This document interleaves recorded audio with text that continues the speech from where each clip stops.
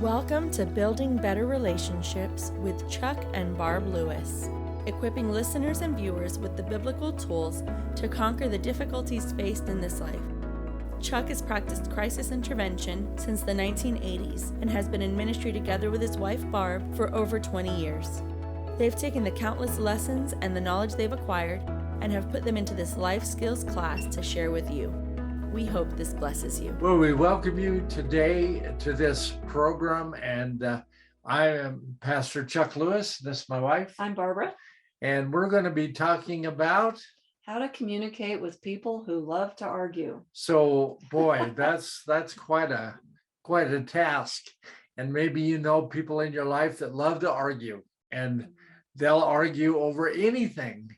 And it doesn't matter what it is, even if it's positive, they'll argue about that because they're used to doing it. And some people feel very powerful when they argue. Mm-hmm. And they'll say some very demeaning things to start an argument. Mm-hmm. So we're not supposed to take the bait, are we? No, we're not. And some people, I think, peace is boring, and so they have to create chaos to feel alive. But we don't have to join in. In Proverbs 15:1, it says a soft answer turns away wrath. So I heard one time someone say, you don't have to attend every fight you're invited to. Yeah, there you go. It's like somebody coming up and asking you to dance. Have you ever said no thank you? Well, you have to say no thank you to an argument. Right. You know, it's pretty hard to argue with people that you won't enter into it. Yeah. What do they do then? You know, I mean, it kind of stops it. But changing the subject is good. Sometimes taking a bathroom break is good. Sometimes you have to just walk away and say, you know, I really need to go to the restroom. I'll be right back. And by the time it takes to go, then sometimes that topic is lost. Yeah. You know, so that's a way of doing it. Yes. You know, in Proverbs, there's lots of verses about how we communicate. And Proverbs 15:4 says, a gentle tongue with its healing power is a tree of life, but willful contrariness in it breaks down the spirit. And then Proverbs 19:11 says, good sense makes a man restrain his anger, and it is to his glory to overlook a transgression or an offense. And I would kind of like Chuck to share about an experience he had at Home Depot with just a person that worked there, and how angry he was and what Chuck did to deal with that. Well, the guy was obviously having a really bad day, and so I asked him where a certain tool was that I was looking for. And it was a set of tools actually that I was looking for, and he just pointed over at a certain section and said, "It's over there." And I couldn't find it. I looked over there before and I couldn't see it at all. And I said, "Well, sir," I said, "would you mind showing me where you're referring to? Because I've went over there and I've looked and I can't find it." And he says, "Fine." And he just stormed over there. I mean, it was like I was thinking, well, why do you have this advertisement on that you're wearing, that you're advertising that you work here? Because you obviously don't want to work here and you don't like working here. I mean, all those thoughts are going on in my mind, but I didn't say that. I just followed him over there. And so when he would make his comments, I would say something that was completely opposite of the rude behavior that he was doing. And so I would say things to him like, "Oh, okay, that's such a good point," or "Thanks for bringing that up. I really appreciate knowing about that," or anything that I could do. I tried to let the sarcastic things that he was saying just go by and just treated him with honor and respect. And I treated him with so much honor and so much respect that day. He said to me, about the middle of the conversation, he said, "I can't believe the way you're treating me." And I said, "Really, what do you mean?" He said, "Well, you're treating me so good and I'm acting so bad." And I said, "Oh, so you recognize that your behavior is bad?" He said, "Oh yeah." He said, I'm feeling terrible and about my life and about everything going on in my life. And so that's just coming out." And I said, "So you're making the choice to do that?"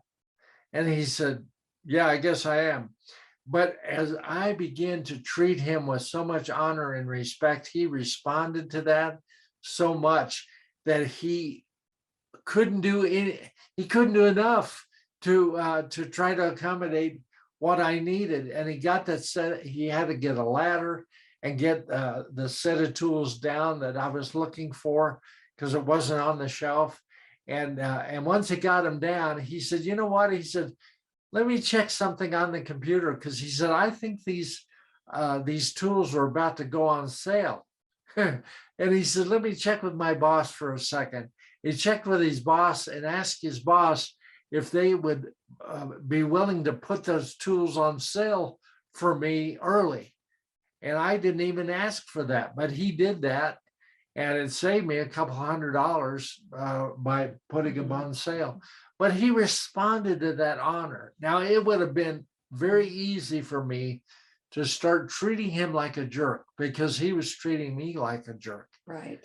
And in my mind, believe me, there was a lot of sarcastic things going on in my mind that I could have said to him and felt like saying, but I didn't. You know, the key is, you know, we're a representative of the Lord, and God doesn't want us to be a doormat for people. You know, if that wouldn't have turned into a good situation, I would have just walked away and dealt with somebody else. But it ended up being a good situation, and there was a good example being taught there because people need encouragement. They really do. And he was hurting so bad, he needed that soft answer that you Right. talked about earlier, Mhm. about a soft answer turns away anger, and really it's a choice to do that. And basically, so what you did is you stayed in the adult position, Mhm. no matter how he was acting. Oh, Even though absolutely. he was acting like a child, you stayed in the adult position. Yeah. And I have a friend who likes to say, just be kind all the time, no matter what. Mhm. So it doesn't matter how the other person is responding. You can choose to continue to be kind and respectful. And what I've seen happen with you, because you're so good at that, Thank you. is that eventually it turns the conversation around if you just keep doing that. For me, I feel like it's harder for me not to get hooked into the anger. But because of that, I put a little sticky note on a file that I have, because there's times when I've gotten so angry at the customer service person. And so I've had to put a sticky note on there that says, be kind and respectful, because so that to remind myself not to get hooked. And a lot of times, you can destroy your witness by getting hooked into whatever they're going through. But I think it helps to realize, like you said, that there's usually a reason why someone is so angry. Oh yeah, some people Or are they're- just mad at the They're world. going through something. They're angry at stuff going on in their own life, and they take it out on other people. Mhm. I was at another store one time where I watched a lady being abused, verbally abused by this guy, and he had his wife with him, and the wife wasn't saying anything, but the guy asked where a certain department was, and she said, "Well, sir, it's just right down there to the left. You go down a certain way go down about three steps or more. I can't think of what I'm trying to say, but you go down a certain amount of space and then you turn left." And then so he said, Well, why didn't you show it to me? You work here, don't you? I mean, he was just rude. He was just treating her so demeaning. And then he said a lot of other things I won't repeat because it's so demeaning. I can't even repeat them on the air here. So sad. But it was just really beating this sales lady down. And I was watching this whole thing going on. So I stayed around just to see what was going to happen. And so anyway, when she got finished with the guy, she treated him with respect and honor, no matter what he was saying. And so I walked up to her at the end of that conversation, and I told her, I said, you know what? I said, I watched this whole thing of how he just treated you. And I said, you did such an excellent job in treating him with honor and respect. And I said, I'm so proud of you, the way you handled that. And it was like I turned into her dad. She was kind of a young girl. And it was like I turned into her dad at that moment. And I said, I was so proud of you, the way you handled him, because you could have been disrespectful right back, but you were respectful to him. And it impacted her so much, she started crying right there in the store. And she needed your encouragement. She really, really did. And people do need encouragement. So really, if we're dealing with a lot of toxic people nowadays in this world, and it's like road rage happens at nothing, and people get angry at somebody for nothing. I mean, all you have to do, if somebody cuts you off in traffic, oh my goodness, it's like you've just committed the unpardonable sin. It's just like they just have no self-control. And one of the fruits of the Spirit is self-control. The Lord wants us to treat people with honor and respect. And when you're communicating by your lifestyle, not only your words, you're treating people with high honor and high respect. And I've had people say, well, when they start deserving my respect, I'll start treating them with respect. Well, not everybody deserves it. I know I don't always deserve respect, but I do live my life in a way that really promotes respect. If we got what we deserve, we'd go straight to hell. But God doesn't give us what we deserve. He gives us his grace and his mercy. That's what I mean by not deserving respect. You can't earn the goodness of the Lord. You can't earn those things. But the more we give honor, the more we ask God for favor, he'll give us opportunities to minister to people that need that. Another thing that I've seen you do with a salesperson that was being really toxic with you was you mirrored back to him what he was saying.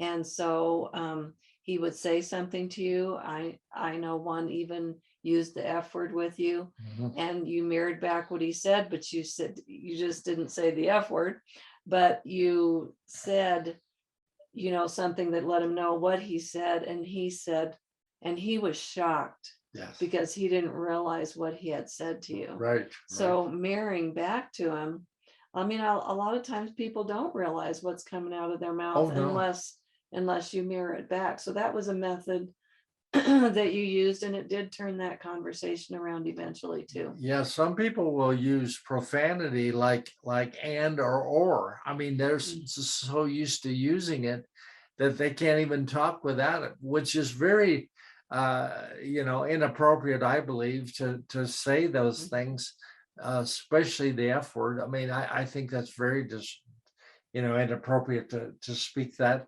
But it's a habit, and we can break that habit. We can literally practice speaking honoring and speaking respectfully.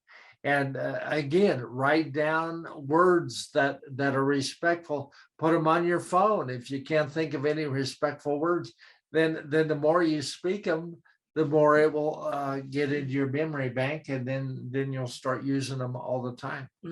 So when somebody's being rude to you, being obnoxious to you, sometimes it's better to just walk away. Go to the restroom if you're in relationship with them. If you're in a relationship where they're being dishonoring, you can always, say, I've got to go to the restroom every time they're being disrespectful. They might think you might have a physical problem if you go to the restroom enough, but it's a way of interrupting things and taking a time out without telling the person I'm taking a time out. Right. Yeah. Because if you say the word time out, they'll make fun of that too. I say, what are we, 5 years old? You can't even listen to what I'm saying, whatever. I mean, you don't want to open the door to more abuse. But the thing is, sometimes if you haven't married that person, you need to look at that relationship and say, why am I in this kind of relationship that's abusive to me? And why do I've had people say, I seem to be attracted toward abusive people. Well, there's a reason for that. Maybe you feel like you don't deserve to be treated with honor and respect. But we want to declare to you today on this program that you do deserve to be treated with honor and respect. God says that you deserve it. And if you wonder where that is, it's in Psalms 139. And that whole chapter of Psalms 139 talks about how God feels about you. And there's not one put down or one insulting statement in that whole chapter, because God's declaring to you how he feels about you, and he loves you, and he respects you. You've been made in the image of God, and God does not make junk. He makes a wonderful people. And just because abuse is happening doesn't mean that you're still not a wonderful person. You are. If you're the abuser, you're still a wonderful person. You just need to look at why that abuse is happening from you or to you. And it can be eliminated both ways. So read that chapter and insert your name throughout that whole chapter, because God's not only talking to all of his creation, but he's talking to you personally as well. Mm-hmm. I like to read that sometimes and just keep putting my name throughout that whole chapter, good, because it personalizes it. I like Ephesians 4:29 too, and it says, let no unwholesome talk come out of your mouth, except that which is good for the edification of others, that it may minister grace to those that hear. And I remember God saying to me one time when I read that verse, he said, and that goes for you too, and what you say to yourself. Because at the time I felt really bad about myself, and I was saying a lot of bad things to myself. And I wasn't very kind to other people either, because I wasn't happy. And I, at that time, thought it was okay to treat people bad if I wasn't happy. But when God said that to me, I started listening to what I was saying, and it changed what people were saying back to me. And now I really notice it when other people really put themselves down or say bad things to themselves.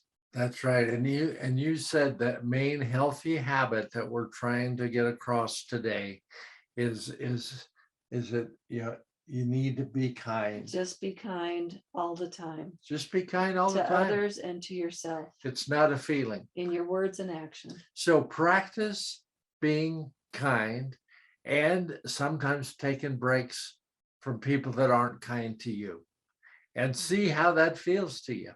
Try that for the next 21 days and see. They say it takes 21 days to form a new habit.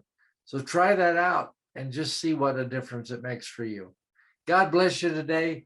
We've enjoyed being with you, and we'll look forward to seeing you next time. If you are blessed by this ministry, please subscribe, like, and share. You can also make donations at chucklewisministries.com. Join us to keep uncovering the tools to build better relationships together. Let's do this again next week.